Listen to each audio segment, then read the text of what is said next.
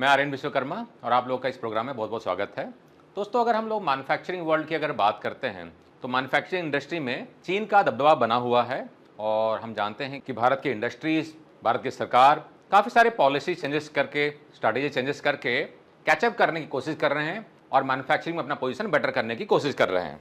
तो दोस्तों, इस प्रोग्राम में हम भारत और चाइना के मैन्युफैक्चरिंग इन्वायरमेंट में एक कंपैरेटिव स्टडी करेंगे और हम कुछ इंपॉर्टेंट पॉइंट्स को, इंपॉर्टेंट एस्पेक्ट्स को लेंगे और उसमें हम भारत और चाइना के कंपैरिजन को करेंगे कि उन सारे फैक्टर्स में भारत कहां ठहरता है चाइना के कंपैरिजन में, या अगर चाइना अगर आगे है तो क्यों आगे है और भारत में क्या कमी है। उसके पहले दोस्तों हम एक नजर डाल लेते हैं। ये सेफगार्ड ग्लोबल का रिपोर्ट है जिसमें कि टॉप 10 मैन्युफैक्चरिंग कंट्रीज को आइडेंटिफाई किया गया है 2024 के लिए। और यहां पर हम देख सकते हैं इस रिपोर्ट के मुताबिक चाइना का कंट्रीब्यूशन जो है ग्लोबल मैन्युफैक्चरिंग आउटपुट में 31.6% है, यानी कि ग्लोबल का 100% में से 31%, इनफैक्ट उससे ज़्यादा ही है, चाइना कंट्रीब्यूट कर रहा है अकेला। दूसरे नंबर पे यूएसए है जो कि लगभग उसका आधा है, 15.9% में है। जापान थर्ड नंबर में है, 6.5% है, यानी कि जापान से चाइना जो है लगभग 5 गुना ज़्यादा है मैन्युफैक्चरिंग कैपेबिलिटीज़ में। चौथे नंबर पे जर्मनी है 4.8% इस पे, और भारत जो है 5वें पोजीशन पे यहां पर आता है जो कि 2.9% का मैन्युफैक्चरिंग आउटपुट देता है। थर्ड में आता है साउथ कोरिया 2.7%। तो साउथ कोरिया और इंडिया में आप ज्यादा डिफरेंस नहीं दे सकते हैं, मात्र 0.2% का डिफरेंस है। रसिया जो है नेक्स्ट पोजीशन पे आता है 1.8%। इटली जो है 1.8%, लगभग बराबर ही है दोनों का, may be second third decimal में हल्का सा अंतर होगा। मेक्सिको भी नेक्स्ट है 1.7%, फ्रांस 1.6%। तो यहां पर अगर आप देखें तो रसिया, इटली, मेक्सिको और फ्रांस में खास अंतर नहीं है, है ना, मात्र 0.1 के आसपास का अंतर है। बहुत ही क्लोज कंपटीशन है यहां पे। हालांकि यहां पर अगर देखें फर्स्ट सेकेंड के बाद में काफी बड़ा डाउनफॉल आता है। चाइना अकेला 31.6% का कंट्रीब्यूट करता है, यूएसए जो है 15.9% इसका। उसके बाद में अगर देखें तो सडनली काफी डाउनफॉल आ रहा है, 6.5% में आ जा रहा है, यानी कि इसका लगभग ये 1/3 में आ जा रहा है, ठीक है ना। तो ये हो गया हमारे टॉप 10 मैन्युफैक्चरिंग कंट्रीज। तो भारत का पोजीशन यहां पर अभी फिलहाल में 2.9% का कंट्रीब्यूशन के साथ में 5वें पोजीशन पे है और भारत कोशिश कर रहा है कैचअप करने के लिए और काफी सारे पॉलिसी वगैरह चेंजेस वगैरह हो रही हैं। खैर, उसके बारे में कभी हम और बात कर लेंगे। फिलहाल हम इसमें बात करेंगे कि कौन कौन से मैन्युफैक्चरिंग फैक्टर्स हैं जिसमें कि भारत लैग करता है, या चाइना जो है अगर बेटर है तो क्यों है। तो दोस्तों, हम बहुत सारे फैक्टर के बारे में बातें करने वाले हैं, बहुत ही इंपॉर्टेंट फैक्टर हैं, और मुझे आशा है कि इस मॉड्यूल को देखने के बाद में आपको भारत की जो अर्थव्यवस्था है, भारत का जो मैन्युफैक्चरिंग कैपेबिलिटीज हैं, उसमें क्या क्या गैप्स हैं, आपको अच्छी तरह से इसमें आइडिया लगेगा, ठीक है ना। तो पहला फैक्टर जो है दोस्तों, बहुत ही इंपॉर्टेंट फैक्टर है किसी भी कंट्री के लिए, ऑफकोर्स इंफ्रास्ट्रक्चर। और इंफ्रास्ट्रक्चर में अगर हम लोग प्राइमरली बात कर लें ट्रांसपोर्ट और लॉजिस्टिक्स का नेटवर्क, ये बहुत इंपॉर्टेंट होता है दोस्तों, क्योंकि ट्रांसपोर्टेशन अगर सही नहीं रहेगी तो माल को एक जगह से दूसरी जगह लेके जाने के लिए या खरीदने के लिए भी, क्योंकि कंट्रीज में जो मैन्युफैक्चरिंग सेटअप होता है, कंपनियां एक दूसरे पर डिपेंडेंट रहती है, कोई रॉ मटेरियल सप्लाई करता है, कोई कंज्यूमर सप्लाई करता है। आप किसी से माल खरीदते हैं, किसी को बेचते हैं, वो उसको खरीदने के बाद में फर्दर असेंबली करता है, किसी और को देता है। तो इसके लिए लॉजिस्टिक जो नेटवर्क होता है, ट्रांसपोर्टेशन का नेटवर्क होता है और रोड का जो नेटवर्क होता है, ये बहुत ही स्ट्रांग होना चाहिए। तो यहां पर अगर हम लोग चाइना की बात करें, चाइना का हाईली डेवलप्ड इंफ्रास्ट्रक्चर है, काफी रोबस्ट ट्रांसपोर्टेशन और लॉजिस्टिक का सिस्टम है जिस पर कि चाइना ने सालों से मेहनत किया हुआ है। अगर इंडिया में हम लोग देखें तो अभी भी डेवलपिंग इंफ्रास्ट्रक्चर है और अभी भी काफ़ी गैप्स है। हालांकि अभी कुछ सालों में काफ़ी फोकस नज़र आया है सरकार की तरफ से। अभी पिछले अगर 8-10 सालों की अगर हम लोग बात करें तो जो इंफ्रास्ट्रक्चर डेवलपमेंट है काफ़ी तेज़ी से बढ़ा है और काफ़ी सारी नई लॉजिस्टिक की कंपनियाँ भी आई हैं, इनोवेटिव कंपनियाँ आई हैं जो कि काफ़ी इनोवेटिव सोल्यूशन लेकर आई है। तो काफ़ी इंप्रूवमेंट अभी भी है, लेकिन फिर भी अगर बात करें तो बहुत ज़बरदस्त गैप है, क्योंकि हम लोग जो हैं एज ए कंसल्टेंट हम लोग कंपनियों में विजिट करते रहते हैं। तो जितने भी इंडस्ट्रियल सिटीज़ में अगर मैं विजिट करता हूं तो मैं अक्सर देखता हूं कि वहां पर जो रोड्स वगैरह रहती है इंडस्ट्री के अंदर में अगर जाते हैं तो बहुत ही बुरी हालत रहती है। मैं खैर किसी जगह का नाम लेना नहीं चाहूँगा, लेकिन बहुत ही बुरी हालत रहती है। तो दोस्तों, इंडस्ट्री सरकार को इतना टैक्स दे रही है तो एक्सपेक्ट करती है कि एटलीस्ट बेयर मिनिमम फैसिलिटीज़ उनको मिले, सही रोड मिले, बिजली पानी का व्यवस्था उनको मिले। अगर ये नहीं रहेगा तो कैसे कोई इंडस्ट्री ग्रो करेगा। तो खैर अगर कंपैरिजन करें तो चाइना का हाईली डेवलप्ड इंफ्रास्ट्रक्चर फैसिलिटीज है और इंडिया में अभी भी डेवलपिंग स्टेज में है। सेकंड अगर बात करते हैं दूसरा फैक्टर जो हमारा है लेबर कॉस्ट, तो लेबर किसी भी इकोनॉमी के लिए बहुत ही इंपॉर्टेंट फैक्टर होता है। तो इंडिया का अगर चाइना से कंपैरिजन करें तो लेबर कॉस्ट जो है कंपैरेटिवली थोड़ा लो ही है, लेकिन एक बहुत बड़ा नेगेटिव पॉइंट इंडिया में यह है कि जो प्रोडक्टिविटी लेवल है मैन पावर की, अगर 100 लोग यहां काम कर रहे हैं, 100 लोग अगर वहां काम कर रहे हैं, अगर ये 100 पार्ट बना रहे हैं दिन भर में तो यहां पर ये 150-200 पार्ट बनाएंगे। तो स्किल लेवल जो है काफी बड़ा गैप होता है। मैन पावर तो इंडिया में अवेलेबल हैं, सस्ते में भी मिल जाते हैं, लेकिन स्किल लेवल नहीं होता है। इनफैक्ट लेबर के अलावा अगर आप क्वालिफाइड प्रोफेशनल की भी अगर बात करें, इंजीनियर लेवल की बात करें, ITI diploma, in fact graduate engineers को मैंने पर्सनली इंडस्ट्री में काम करने के दौरान में बहुत सारे इंजीनियर साथ में इंटरेक्शन किया हुआ है। लेवल बहुत अच्छा नहीं रहता है, पास होके चले आते हैं, डिग्री लेके चले आते हैं, लेकिन कुछ भी पता नहीं होता है, ठीक है ना। कम्युनिकेशन स्किल भी काफी गैप होता है, ठीक है ना। तो दोस्तों ये जो इंपॉर्टेंट पॉइंट है लेबर, ये अभी भी बहुत बड़ा गैप है इंडिया में। तो कॉस्ट तो काफी कम है लेकिन प्रोडक्टिविटी लेवल, स्किल लेवल काफी कम है। वहीं अगर चाइना की बात करें, स्लाइटली हायर लेबर कॉस्ट है, लेकिन इनकी जो प्रोडक्टिविटी लेवल रहती है और इनके जो स्किल लेवल रहती है कंपैरेटिवली बहुत बेटर है। मैन्युफैक्चरिंग स्केल की अगर बात करें दोस्तों, ये बहुत बड़ा इंपैक्ट डालता है किसी भी इकोनॉमी के लिए। अगर आप ज्यादा हाई स्केल में मैन्युफैक्चरिंग कर रहे हो, जैसा कि हमने देखा चाइना का अगर मान लेते हैं लगभग 31% ग्लोबल इकोनॉमी का कवर कर रहा है मैन्युफैक्चरिंग में, और इंडिया मात्र 3% के आसपास में है, 10 गुना ज्यादा बड़ा है। तो 10 गुना बड़ा अगर कोई फैक्ट्री होगा, मतलब आपने एक फैक्ट्री लगाया है, अगर आप 1 टन माल बना रहे हैं, दूसरा किसी ने फैक्ट्री लगाया 10 टन माल बना रहा है, तो उसका ऑपरेटिंग एक्सपेंसेस काफी कम होगा और ये बेनिफिट चाइना लेता है, ठीक है ना। तो चाइना में क्या है, लार्ज स्केल का मैन्युफैक्चरिंग है, तो इकोनॉमीज ऑफ स्केल जो रहता है अक्रॉस इंडस्ट्री इनको मिलता है, कॉस्ट काफी कम हो जाती है ना। अगर सेम माल को हम इंडिया में बना रहे हैं, अगर हम उसको 10 रुपए में बेच रहे हैं तो चाइना उसको शायद 6-7 रुपए में बेच देगा, ठीक है। तो ये जो स्मॉलर स्केल में हम ऑपरेशन करते हैं ये भी एक नेगेटिव हो जाता है इंडिया के लिए। तो हमको बड़े वॉल्यूम में मैन्युफैक्चरिंग करने की जरूरत है। अब उसके लिए हमारा नेटवर्क अच्छा होना चाहिए, लॉजिस्टिक अच्छा होना चाहिए। चाइना पर हमारी जो डिपेंडेंसी है उसको हमें कम करना पड़ेगा, एक्सपोर्ट बढ़ाना पड़ेगा, ठीक है ना। ये बहुत सारी चीजें रहती हैं जो कि इंटरडिपेंडेंट रहती है। नेक्स्ट दोस्तों सप्लाई चेन का इकोसिस्टम, ये भी काफी इंपॉर्टेंट फैक्टर रहता है किसी भी इकोनॉमी के लिए। तो फ्रैगमेंटेड सप्लाई चेन है इंडिया में, dependence on imports for components. अब इंडिया में अगर बात करें, अगर आप कोई भी लेट्स से फॉर एग्जांपल आप इलेक्ट्रॉनिक्स कोई प्रोडक्ट को मैन्युफैक्चरिंग करने का आपने सेटअप लगाया है, तो क्या आपको सारे उसके जो स्पेयर पार्ट्स है, जो कंपोनेंट्स हैं, कंज्यूमेबल्स हैं, सारे आपको इंडिया में मिल जाएंगे? नहीं, आपको बहुत सारी चीज़ों में इंपोर्ट्स पर डिपेंडेंट रहता है। अब इंपोर्ट्स पर डिपेंड करेंगे तो बहुत सारे फैक्टर रहते हैं जिसकी वजह से आपको माल को मंगाने में, है ना, बहुत सारे इंटरनेशनल इशूज होते रहते हैं, इसके उसके बीच में कॉन्फ्लिक्ट हो रहा है, ट्रांसपोर्टेशन का इशू है वगैरह वगैरह, है ना। तो इसके चक्कर में क्या होता है, सप्लाई चेन के कंस्ट्रेंट्स के वजह से काफ़ी सारी कंपनियां सफ़र करती है, उनका जो कॉस्ट रहता है, कॉस्ट ऑफ प्रोडक्शन रहता है, कॉस्ट ऑफ मैन्युफैक्चरिंग जो होता है वो बढ़ जाता है, ठीक है ना। ये बेनिफिट चाइना में है, integrated supply chain with local sourcing and self sufficiency. China का डिपेंडेंसी बाहर कंट्रीज पे काफ़ी कम है, तो बहुत सारे प्रोडक्ट जो है उनके लोकल मैन्युफैक्चरिंग होते हैं, और वहाँ पर जो मैन्युफैक्चरिंग का जो सेटअप है क्लस्टर्स में होता है। तो क्लस्टर्स में होने का मतलब क्या होता है, जैसे कि फॉर एग्जांपल एक टॉय क्लस्टर उन्होंने बना लिया एक सिटी में, तो वहाँ पर टॉय और उससे रिलेवेंट सारे जो इंडस्ट्री रहेगी आसपास में रहेगी। तो उससे क्या फायदा होगा कि आप अगर टॉय मैन्युफैक्चरिंग कर रहे हैं, आपको रॉ मटेरियल चाहिए, आपको जो भी फैसिलिटी चाहिए, सर्विसेज चाहिए, सब आपको आसपास में मिल जा रहे हैं, है ना। तो क्या होता है, फटाफट आपको सर्विसेज मिल रही है, कॉस्ट भी कम मिलता है, मैनेज करने में भी आसान होती है, तो आपकी प्रोडक्टिविटी हायर रहेगी, है ना। और बाकी जो चीज़ें हमने देखी थी, है ना, जैसे कि ट्रांसपोर्ट हो गया वगैरह वगैरह, अगर बेटर रहेगा तो आप एक्सपोर्ट भी कर पाएंगे फटाफट, ठीक है। तो सप्लाई चेन का इकोसिस्टम जो रहता है ये बहुत मैटर करता है।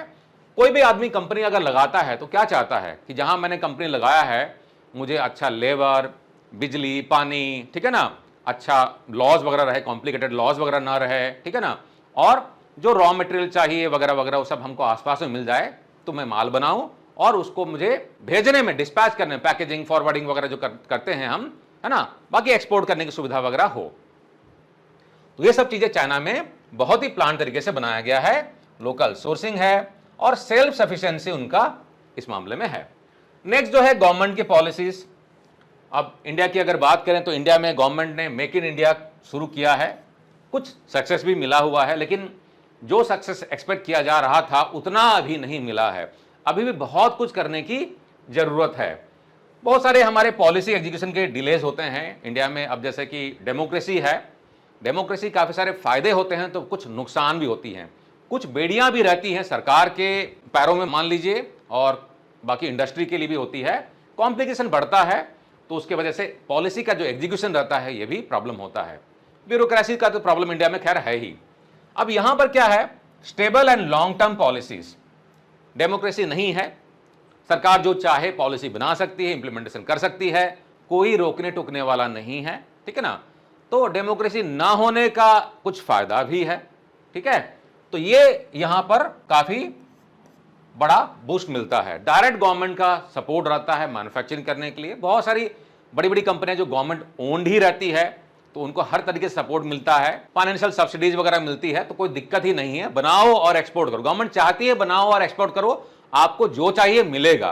तो वो अगर सपोर्ट मिलेगा सरकार की तरफ से तो कहीं पर भी इंडस्ट्री थ्राइव करेगी। नेक्स्ट दोस्तों, टेक्नोलॉजिकल एडवांसमेंट की बात करते हैं। इंडिया की अगर बात करें तो इंडिया में अभी भी टेक्निकल एडवांसमेंट की अगर बात करते हैं तो ग्रोइंग है, लेकिन एआई हो गया, ऑटोमेशन हो गया, इसका अडेप्टेशन जो है हो रहा है, धीरे धीरे है, बहुत ही स्लो है। चाइना में काफी हद तक ये ऑलरेडी पेनिट्रेट कर गया है। तो rapid adoption of advance technology, artificial intelligence, automation, ये बहुत सालों से चाइना इस पर काम कर रहा है, ठीक है ना। और अगर कंपैरिजन करें तो इंडिया भी कहीं पीछे है इस मामले में। Ease of doing business next point है। ये काफी इंपॉर्टेंट फैक्टर रहता है। कोई भी अगर कंट्रीज में बाहर से आके अगर बिजनेस लगाना चाहता है, या कंट्री के लोग ही अगर किसी जगह में बिजनेस लगाना चाहते हैं, तो ईज ऑफ डूइंग बिजनेस कैसा है। इस मामले में अगर इंडिया का देखें तो कुछ इंप्रूवमेंट तो हुआ है कुछ सालों में, लेकिन अभी भी बहुत सी पॉलिटिकल हर्डल्स, बाकी जो क्लियरेंसेस वगैरह लेने पड़ते हैं अलग अलग एजेंसीज के थ्रू से, इसके वजह से ईज ऑफ डूइंग बिजनेस जो है मार खाता है इंडिया में। तो अभी भी बहुत सारे हमें ब्यूरोक्रेटिक हर्डल्स फेस करने पड़ते हैं, जिसके वजह से बिजनेस को थ्राइव करने में प्रॉब्लम होती है। चाइना की अगर बात करते हैं तो ईजियर रेगुलेटरी इन्वायरमेंट है, स्ट्रीमलाइन प्रोसेस है और हर्डल्स ज्यादा नहीं होता है, तो बिजनेस करना आसान होता है। एक्सपोर्ट की अगर कैपेबिलिटी की अगर बात करें, इंडिया में स्ट्रॉन्ग पोटेंशियल तो है, कोई डाउट नहीं इंडिया में, है ना, लेकिन limited by infrastructure and scale. Infrastructure की फैसिलिटी कम है कंपैरेटिवली चाइना से अगर बात करें तो काफी कुछ इश्यूज हैं अभी भी। अब जैसे कि इंफ्रास्ट्रक्चर में अगर रोड की बात कर लें तो रोड काफी बना रही है सरकार, आपको नजर आएगा, लेकिन मेंटेनेंस की अगर बात करें बहुत ही बुरी हालत है ना। हाईवे वगैरह बन रहे हैं, एक्सप्रेसवे बन रहे हैं, उसमें कोई डाउट नहीं है, लेकिन जो बने हुए पहले के हैं उनमें मेंटेनेंस कैसे हो रहा है, बहुत बड़ा क्वेश्चन मार्क है ना। अगर मैं दिल्ली जयपुर हाईवे की अगर बात कर लूं तो उसमें ही मतलब इतना बिजी रहता है, उसमें भी बड़े बड़े गड्ढे आपको बहुत जगह में नजर आएंगे। अभी बारिश का टाइम चल रहा है, बारिश में आपको जगह जगह गड्ढे नजर आएंगे। तो अगर ये मेन हाईवे का अगर ये हालत है तो फिर कहां से हम वर्ल्ड क्लास बनेंगे, अभी भी बहुत गैप है इसमें है। चाइना की अगर बात करते हैं तो world leader in exports, of course है ही, दबदबा है। उनका प्लान ही था कि हमको दुनिया का जो मैन्युफैक्चरिंग जो इंडस्ट्री उसको हमको डोमिनेट करना है, हमको ही मैन्युफैक्चरिंग करना, दुनिया हमसे ही खरीदे, ये सरकार का उनका मोटो था, ठीक है। और काफी हद तक सक्सेसफुल भी उसमें रहे हैं, ठीक है। एडवांस लॉजिस्टिक सिस्टम्स है, बड़े बड़े मैन्युफैक्चरिंग का बेस है उनका, साथ ही साथ उनके पास में जो पोर्ट्स वगैरह हैं, बंदरगाह वगैरह जो हैं, क्योंकि वो काफी हेल्प करता है। और इंटरनल जो इंफ्रास्ट्रक्चर का, रोड वगैरह का, लॉजिस्टिक का नेटवर्क जो है बहुत ही स्ट्रांग है चाइना में, जिससे कि बिजनेस को ग्रो करने में काफी बूस्ट मिलता है। आप बना रहे हैं, मैन्युफैक्चरिंग कर रहे हैं, लेकिन एक्सपोर्ट करने के लिए अगर फैसिलिटी नहीं है, बंदरगाह अगर आपके पास में नहीं है भी तो छोटा है, ठीक से आप भेज नहीं पा रहे हैं, काफी सारा कॉम्प्लिकेशंस हैं, तो क्या होता है, इंडस्ट्री जो होती है फ्रस्ट्रेट हो जाती है। अगर आप भी इस तरह कुछ चीज फेस कर रहे हैं दोस्तों तो कमेंट में लिख के बताइए। नेक्स्ट जो इंपॉर्टेंट पॉइंट है दोस्तों, ये फॉरेन डायरेक्ट इन्वेस्टमेंट, जिसे कि हम शॉर्ट में एफडीआई कहते हैं।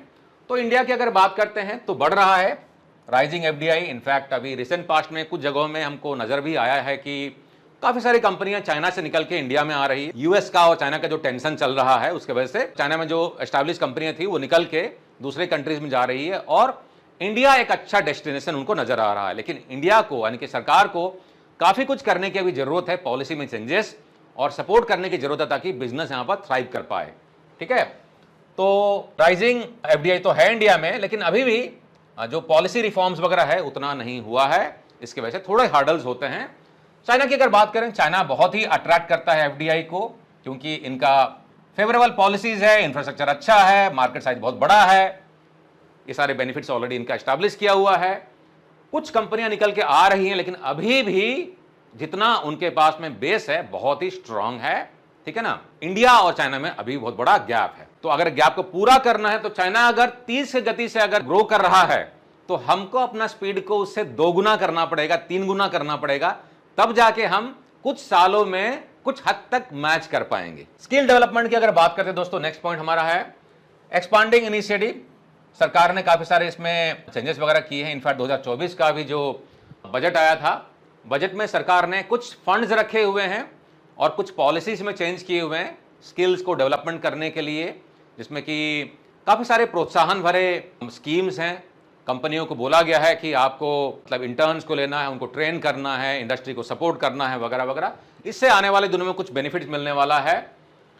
चाइना की अगर बात करते हैं तो strong focus on skill development और इंडस्ट्रियल नीड के साथ में इनका अलाइनमेंट रहता है। ये बहुत इंपॉर्टेंट दोस्तों, हमको सिर्फ मैन पावर स्किल नहीं करना है, इंडस्ट्री के हिसाब से स्किल करना है। मतलब मेरी जिस तरह की इंडस्ट्री है, इंडस्ट्री के जो नीड्स हैं, अगर वो स्किल्ड मैन पावर उनको मिले, कोई भी कंपनी अगर लगाता है मैन पावर हायर करता है, अगर उसको डे 1 से स्किल्ड मैन पावर मिलेगा, ज्यादा कुछ उसको सिखाने समझाने की जरूरत नहीं पड़ेगी। कुछ तो पड़ेगा खैर, लेकिन अगर बना बनाया बंदा मिल जाता है, स्किल्ड बंदा मिल जाता है ना, थोड़ा बहुत फाइन ट्यूनिंग करने के बाद वो प्रोडक्टिव हो जाता है, तो कंपनी को बहुत फायदा मिलेगा। तो इंडस्ट्री से लिंक्ड, इंडस्ट्री के नीड को अंडरस्टैंड करते हुए हमारा स्किल डेवलपमेंट प्रोग्राम होना चाहिए। ये बहुत ही इंपॉर्टेंट पर्सपेक्टिव रहेगा। और मेरा तो रिक्वेस्ट रहेगा सरकार को कि जो इंडस्ट्री है, इंडस्ट्रियल एक्सपर्ट्स को लेते हुए उनके कंसल्टेशन से कुछ इसमें स्कीम पर काम किया जाए, जिससे कि इंडस्ट्री को भी फायदा हो और सरकार को भी ऑफकोर्स फायदा ही होगा। जितना इंडस्ट्री थ्राइव करेगा उतना टैक्स भी तो मिलता है। नेक्स्ट जो पॉइंट है दोस्तों, एनर्जी अवेलेबिलिटी एंड कॉस्ट, बहुत ही इंपॉर्टेंट फैक्टर रहता है और इंडिया में बहुत बड़ा प्रॉब्लम है ये। कंसिस्टेंट एनर्जी सप्लाई, हालांकि इंप्रूवमेंट है, कुछ सालों में भी इंप्रूवमेंट नजर आया है, कॉस्ट भी काफी हायर है और सप्लाई में भी काफी इश्यूज हैं। आप जगह जगह में इंडिया में देखेंगे कि लोग डीजी सेट पर डिपेंडेंट रहते हैं। भाई डीजी सेट क्यों चाहिए? इंडस्ट्री लगाया हुआ है और इंडस्ट्री अगर बिजली का बिल भरने को राजी है तो उनको बिजली मिलना चाहिए, 24 आवर मिलना चाहिए। ये कोई लग्जरी चीज थोड़ी है। सरकार को चाहिए कि इसमें स्कीम बनाए, सिस्टम बनाए और बिजली मुहैया कराए, ताकि कंपनी इन बेसिक चीजों पर प्रॉब्लम फेस ना करे, ताकि वो अपना बिजनेस बढ़ाने में फोकस करे।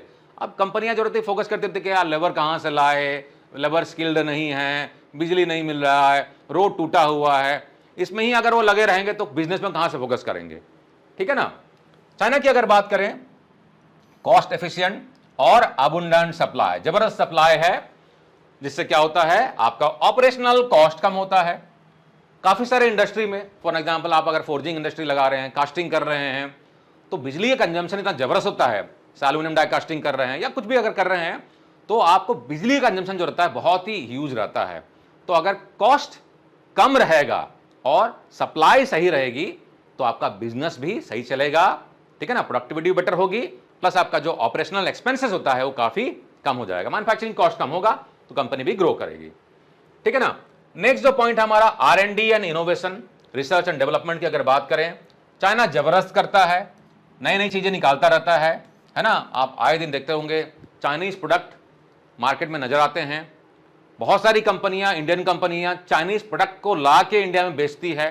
ठीक है ना। तो इलेक्ट्रॉनिक्स अगर मार्केट की बात करें तो इंडिया में बहुत सारी कंपनियां जो हैं प्रोडक्ट बनाती नहीं है, चाइना से लेती है, अपना ब्रांड चिपका के सेल करती है, क्योंकि चाइना में रिसर्च एंड डेवलपमेंट बहुत जबरदस्त होता है।